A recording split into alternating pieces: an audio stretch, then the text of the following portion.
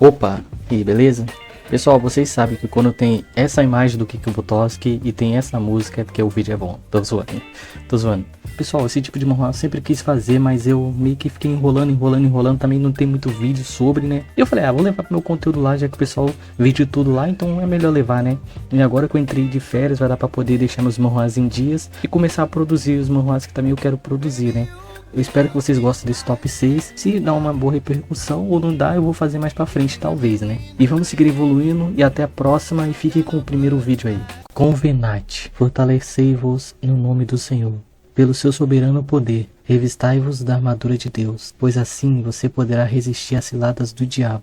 Pois não temos que lutar contra a carne ou o sangue, mas sim contra os princípios, contra as potestades, que são os dominadores das trevas, e contra a maldade pura. E ainda que andei pelo vale da sombra da morte, não temerei mal algum, porque tu está comigo, e a tua vara e teu cajado me consolam. Pai Celeste, conceda-me o seu poder, para que eu possa tornar sua vontade conhecida, pelo poder concedido a mim, pelo meu Senhor. Nesse momento, Eza acabou esquecendo um pouco da cartilha do exorcismo, então ele não poderia mandar aquele demônio de volta para o inferno onde é o seu lugar. Mas graças à sua superior, estava lá lutando contra outros demônios e acabou ajudando ele a imobilizar aquela potestade. E eles conseguiram mandar aqueles demônios de volta para o inferno. Diferente das igrejas normais, a igreja que Eza era servo, os membros de lá tinham poderes concebidos pelos anjos e pelos arcanjos. E vendo que lhe faltava proteção, Eza implorou para o arcanjo Baraquiel que lhe concedesse uma fração do seu poder para que ele pudesse lutar contra os demônios, e assim tatuando na sua pele para quando ele utilizasse o nome daquele arcanjo,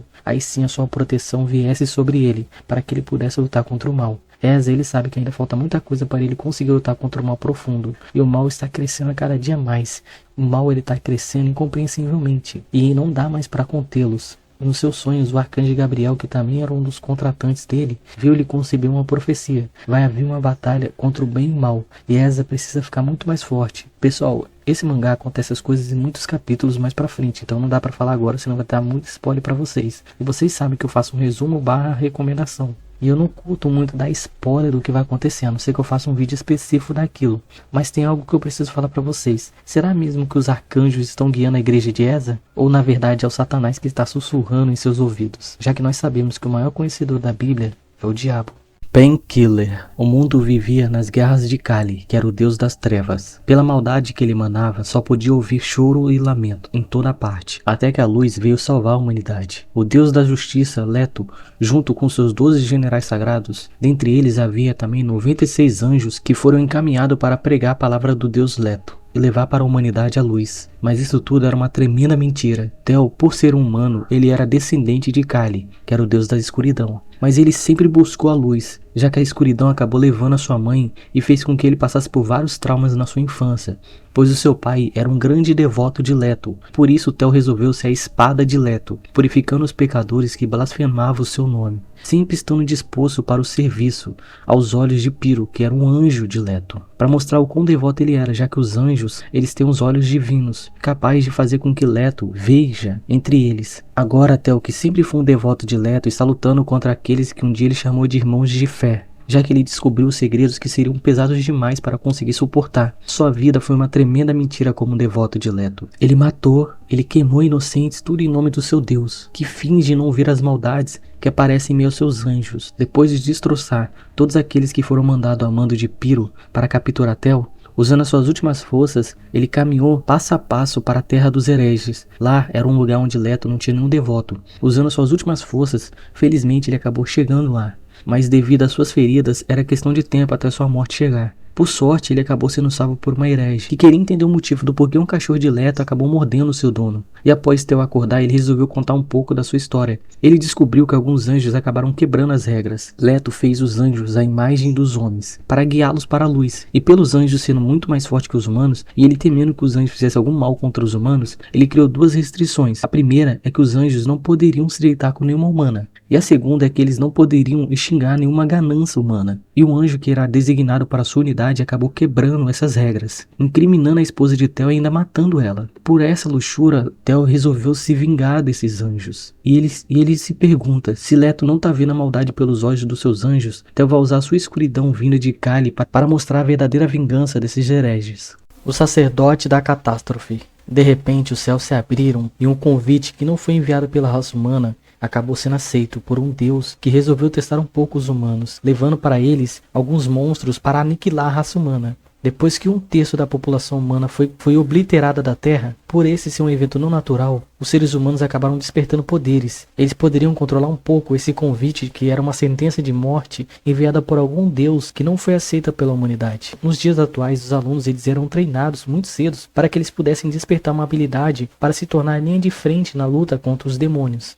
E após eles ativarem essa profissão, como era chamada as habilidades, eles realmente poderiam disputar nas masmorras para conseguir controlar a aniquilação da raça humana e talvez até salvar a humanidade um dia. E tudo começa com Li Wei, que seria um deles que iria despertar nesse dia. E nesse dia especificamente, todos os alunos eles teriam suas vidas mudadas, para o bem ou para o mal. E Li nos conta que existem 5 rankings de habilidades para despertar: a comum, a rara, a lendária, a subdivino e a mítica. A mítica ela é muito difícil de despertar e até hoje ninguém conseguiu fazer um feito igual de despertar uma mítica. Era tão complexo o sistema de despertar que depois que você ativasse a sua habilidade, rapidamente você teria que escolher uma profissão que condiz exatamente com a sua habilidade. Lin, ele passou por muita coisa difícil, então ele não tinha nada a temer, já que quando começou a destruição do mundo, ele teve que ver com seus próprios olhos, quando ele era uma criança, o seu pai e sua mãe sendo devorados vivos. Por muita sorte, ele sobreviveu, mas ele acabou perdendo seus pais e no fim ele acabou sendo adotado pelos seus tios, que cuidaram dele. E agora ele e sua prima Momo estão fazendo o exame de admissão. Lin, ele era um garoto que ele não gostava muito de enrolar as coisas. Então no primeiro momento que ele percebeu que estava vago o stand para despertar, ele foi correndo lá tentar despertar a habilidade dele. No exame você tinha que fechar seus olhos, porque era uma luz muito intensa que ia na sua face. Então ele fechou os olhos, mas quando ele abriu os olhos, ele percebeu que ele despertou uma habilidade de ranking mítico. E era uma habilidade chamada de reversão, que poderia fazer com que todos os ataques que dariam dano nele, não desse dano nele, e refletisse ao portador que atacou ele. Só que aquilo era bom demais para ser verdade, já que as profissões que são consideradas fracas dariam dano nele, como por exemplo o sacerdote, porque em vez de curá-lo, iriam dar dano nele, já que quando o corpo dele ativasse a reversão, ia entender que era uma cura, então ele iria reverter para dano, então ele sofreria dano, não seria curado. Então pessoas que têm habilidades fracas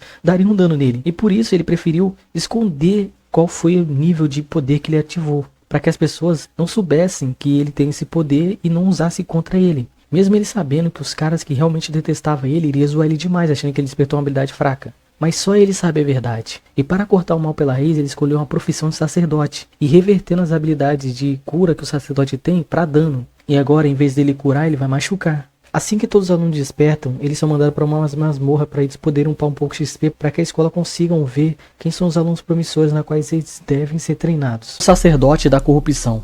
Quais seriam as suas últimas palavras antes de morrer? Qual seria a sua última refeição? À beira da morte, nada importa mais. O padre Markinak estava sendo perseguido, só porque ele roubou umas relíquias de alguns religiosos. Sim, ele acabou sendo condenado à morte. Mesmo depois dele ser decapitado pelos infiéis, os mandamentos da sua deusa não deixavam seu corpo morrer. Através da autoridade da sua deusa, toda a dor causada em seu corpo retorna para o seu agressor, assim matando todos aqueles ateus através da vontade do seu Deus. Mas antes, vamos falar do começo. Monark era uma pessoa aleatória no mundo aleatório, que depois dos seus 30 anos não tinha mais nada emocionante na sua vida. Mas tudo mudou quando ele começou a jogar aquele jogo. Apesar dele não se lembrar o nome, ele continuava jogando e vivendo a vida do seu personagem, como o padre da corrupção. Essa é a classe mais difícil de se jogar. Era impossível jogar nessa classe. Isso fazia o coração de Monark explodir. Após muito tempo ele conseguiu colher todas as relíquias do mundo e alcançando a classe divindade. Porém, a sua jornada só estava começando. Ele foi sugado para dentro daquele jogo, no corpo do seu personagem. Isso tudo aconteceu há 5 anos atrás. Todos os seus itens foram resetados, e agora ele teria que recomeçar do zero. Tudo que ele tinha naquele momento era hobby da ordem da corrupção, e a mão da mãe da corrupção. Graças a esse choque de realidade muito forte, ele foi capaz de aceitar facilmente que ele estava dentro do jogo, e com o corpo do padre que no jogo era um humano. Mas através de vários experimentos, aquele corpo acabou sendo modificado. E foi assim que ele acabou sobrevivendo Mas tem uma desvantagem. Ele perderia todos os seus sentimentos e nem podia sentir mais gosto de comida nem nada. O padre Monark era o único discípulo da mãe da corrupção. Então ele não tinha muita grana. E por isso ele tinha que ir a guildas para fazer missões. Como a mãe da corrupção era odiada por todos os outros deuses, ele tinha que fingir que ele era de outra congregação. Mas se sua deusa ficasse com raiva dele, ela poderia marcar ele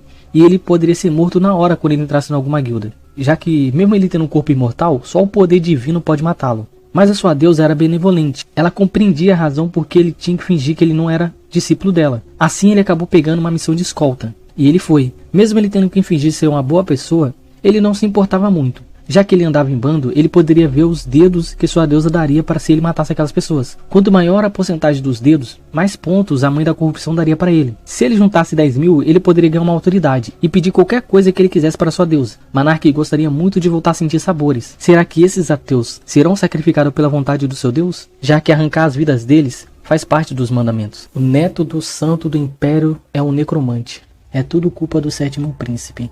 Ele é uma vergonha para o império sagrado. Um ser imoral, sem integridade nenhuma. É tudo culpa do sétimo príncipe. Ele fez de novo. Ele tentou assediar a filha do arcebispo. Quando ele foi repreendido, o mesmo destruiu o quarto do arcebispo. Por causa desse desrespeito, o sétimo príncipe foi exilado do reino, sendo mandado para a terra dos espíritos da morte, por tempo indeterminado. Sendo um jovem mimado como ele era, ele não aguentou a pressão e atentou contra a sua própria vida. Infelizmente ele sobreviveu. Só que as suas atitudes mudaram. De repente ele começou a fazer os seus trabalhos, sem reclamar. Até estava enterrando os mortos na igreja. As pessoas pensaram que ele tinha arrumado um contrato com o demônio, já que ninguém muda da noite para o dia. Os rumores estavam dizendo que ele controlava os mortos. É tudo culpa do sétimo príncipe. Além a Fels, o sétimo príncipe buscou a morte. Ele realmente conseguiu, já que a sua alma já não habitava mais aquele corpo. A pessoa que estava naquele corpo era um coreano aleatório que morreu enquanto jogava um jogo e foi parar dentro desse corpo. Ao reencarnar no corpo de Alien, nesse mundo esquecido por Deus, no corpo do sétimo príncipe exilado, nosso prota resolveu testar as habilidades de necromante que ele adquiriu nesse corpo. Como ele precisava evoluir as habilidades, ele aproveitou a praga que afetava a Vila dos Aldeões para treinar. Só que isso acabou chamando a atenção para ele próprio. Agora os aldeões começaram a confiar nele, levando os corpos para que ele enterrasse e rezasse e fizesse a reza sagrada que a família imperial tinha. Depois de mais um dia de trabalho, os aldeões resolveram pedir a ajuda dele para que ele fosse na cidade purificar os mortos. Depois de muita insistência, ele resolveu ir. Ninguém contou para ele, e quando ele soube já era tarde demais. Ele achou que era só mais um corpo que ele iria enterrar. Só que naquela casa habitava um ninho de ratos zumbi. Devido a tamanha surpresa, ele quase foi devorado vivo. Como se Deus estivesse de olho nele, Alien despertou uma habilidade capaz de purificar as almas dos pecadores. Agora ele teria a habilidade de necromante e a habilidade de purificação. Assim ele começou a purificar os ratos, queimando a sua podridão. Só que o corpo que eles vieram buscar estava quase virando um zumbi. E a água do poço que ele purificou, ele utilizou ela para poder purificar aquela alma antes que ela virasse um zumbi. Alien sabe que não pode deixar sua fama se espalhar pelo Império, já que existem pessoas que querem matá-lo para que ele não subisse ao trono. Mesmo ele sendo o sétimo príncipe, ele é da linhagem direta do rei. E ainda assim ele quer entender o motivo dele ter parado nesse mundo. É tudo culpa do sétimo príncipe. Torno do tirano do Apocalipse. Sem aviso prévio, o mundo foi atacado por monstros. E toda a humanidade foi aniquilada.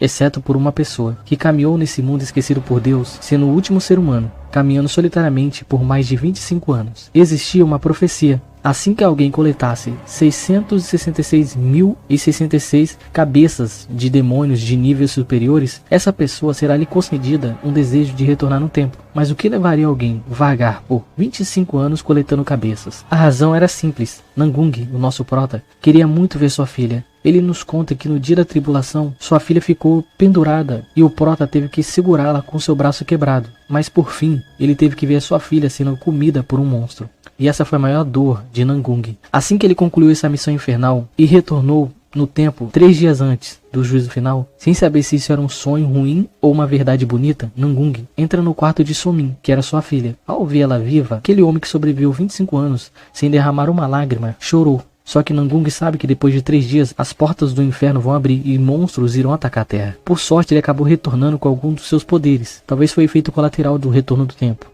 Mas ele sabe que esse poder ainda não é o suficiente. Então ele se lembra que existia 8 fases, que seriam 8 eventos que os humanos teriam que passar para evitar a extinção. Porém, existiam 8 profetas, que são escolhidas pelas 8 fases, que eram divindades. E essas 8 fases daria meio que um hack para esses profetas, para eles conseguirem passar pela essa tribulação. Nangung não era um dos 8 profetas, mas ele herdou esse poder após um dos profetas morrer. Então ele precisava fazer com que uma dessas 8 fases aceitasse ele como profeta. Especificamente a fase que controla a morte. Pessoal, esse manhwa é novo. Espero que vocês curtem manhwa de necromancer. Será que Nangung dessa vez vai conseguir proteger sua filha?